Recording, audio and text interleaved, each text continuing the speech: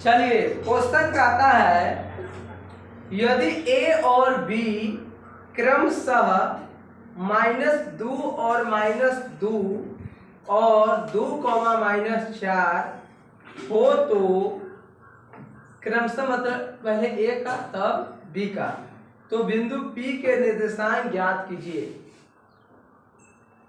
ताकि AP बराबर 3/7 AB हो और P रेखाखंड AB पर स्थित है। कहता P का निर्देशांक ज्ञात कीजिए यदि AP जो होगा वह 3/7 है AB का, यानी AB का 3/7वां भाग। ठीक है, तो ये देखिए कुछ नहीं है क्वेश्चन, सीधे ऐसे दे दीजिए, ए का नाम दे दीजिए, ए कितना है -2, -2, बी कितना है -4, पी कोई बिंदु है कहीं पर हो सकता है। ठीक है, पी कोई बिंदु है, पी बीच में हम दे देते, चलिए कहीं पर पी है कोई बिंदु जो इस प्रकार से है कि AP बराबर AB का 3/7वां भाग। कै अनुपात कै में इससे नहीं दिया हुआ है, अगर दिया रहता तो डायरेक्ट x बराबर m1 x2 plus m2 x1 बटे m1 प्लस m2, y बराबर m1 y2 plus m2 y1 बटे m1 प्लस m2। यहाँ m1 m2 नहीं दिया हुआ है, x और y निकालना है तो पहले हमें अनुपात है और एक कंडीशन और दिया हुआ है। क्या दिया हुआ है, पहले हम लोग इस पर चलते हैं।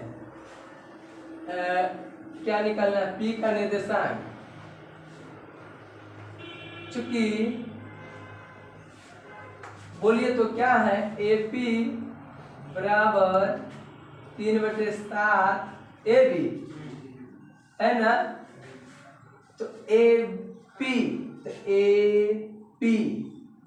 इधर 7 भाग में तो इधर पूना में हो जाएगा 3AB होगा, 7AP बराबर 3 इंटू AB को हम लोग लिख सकते हैं AP जोड़ BP, AB को लिखेंगे इतना जोड़ इतना, AB को लिखेंगे AP जोड़ BP, बोलिए तो AB के जगह पर AP जोड़ BP,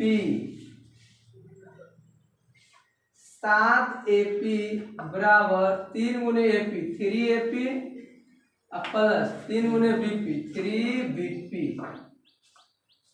7AP इधर प्लस 3AP तो इधर आएगा तो -3AP। एक जात कर दिए है, जैसे जात जात में शादी होता है ना, वैसा ही मैथ में भी जात जात में जोड़ घटाव होगा, समझे ना, समझिएगा सब कुछ बना हुआ है। पहला हम एमहर लाए हैं तो जात के साथ में जात आएगा, तो ये क्या है AP है तो इधर प्लस 3AP तो इधर -3AP इक्वल टू, इसका जात है नहीं है तो इसको पहला इधर उधर ले जाइएगा, 7AP में से जाएगा तो क्या बचेगा 4AP बराबर 3BP। अब कुछ तो हमें अनुपात निकालना था, AP और BP अनुपात निकालना था, तो AP इधर का BP क्या है गुना में तो इधर आएगा तो भाग में, ये 3 है इधर 4 गुना में है तो इधर आएगा तो भाग में, तो ये क्या हो जाएगा, इसी को हम लोग तो ये कहेंगे BP अनुपात हो गया 3:4, तो इसको हम लोग क्या कहेंगे 3:4। AP और BP का अनुपात क्या है, AP और BP का अनुपात क्या है 3:4, इसी को तो हम लोग M1 कहते हैं, इसको हम लोग M2 कह देंगे। तो अब हम चलेंगे नाउ किसमें, बिंदु A -2 और B बोलिए 2, -4 में, ये दिखाई दे रहा है, हेयर x1 -2 y1 बोलिएगा x2 2 y2 -4 m1 3 m2 खींच के लाए हैं। जो नहीं है उसको खींचिए। तो हम खींच के लाए हैं 3/4। कहाँ से? तो जो दिया था उसी में से। वैसा ही धरती पर सब कुछ आप ही के लिए बना हुआ है, बशर्ते उसको हम नहीं चढ़ पाते हैं। जैसे फॉर्च्यूनर जो बन रहा है अभी गैरेज में, किसके लिए बन रहा है? मानव आदमी के लिए, आदमी के लिए न बन रहा है। कोई खींच के ले आता है, कोई खींच के नहीं लाता है। तो खींचने के लिए मेहनत चाहिए। या तो डकैती करो या पढ़ाई करो। डकैती करोगे तो 10-20 बरस में मारे जाओगे, पढ़ाई करोगे 10-20-100 बरस में भी नहीं मारे जाओगे, कभी नहीं मारे जाओगे, अमर हो जाओगे। तो खींचना पड़ता है, ठीक है? क्या करना पड़ता है? खींच के लाना पड़ता है। वैसा ही मैथ है, इसमें भी कोई चीज को खींच के लाना पड़ता है। ये नहीं कि सब कुछ इसी में दिया हुआ है, क्वेश्चन में ही ना दिया हुआ था एपी बीपी, तो में कौन खींचे से हमको ये आ जाएगा, उसके बाद कौन खींचे तो ये आए। डायरेक्ट नहीं, डायरेक्ट जाइएगा तो खींच के कोई भी चीज नहीं ला सकते हैं। पहले ये खींचे तब इसको खींचेंगे, ठीक है? उसके बाद आंसर हो जाएगा। तो देखिए क्या क्या चीज की जरूरत है, क्या क्या चीज लाना है आंसर पुराने के लिए, तो क्या क्या चीज बचा हुआ है। तो अब हम इसको लिया है, M1 M2 लिया है, तो अब लाना है क्या? x। तो क्या करेंगे? अगेन इसलिए कर दीजिए, इसलिए विभाजन सूत्र से, यही ना है, विभाजन सूत्र से x बराबर M1x2 प्लस M2x1 बटे M1 प्लस M2। बात नहीं, 3 गुने x2 कितना है? जल्दी बोलिए।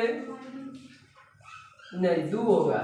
M1 x1 y1 x2 plus M2 कितना है? 4 गुने x1 माइनस 2 बटे 3 प्लस 4, यानी 6 माइनस 8 बटे 7, यानी -1 बटे 7,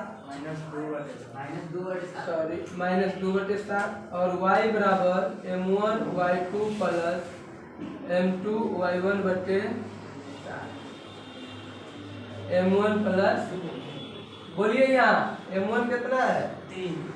3 गुने y2 प्लस 4 गुने y1 3 प्लस 4, यानी -12 माइनस 8 बटे 7 माइनस 20 बटे 7।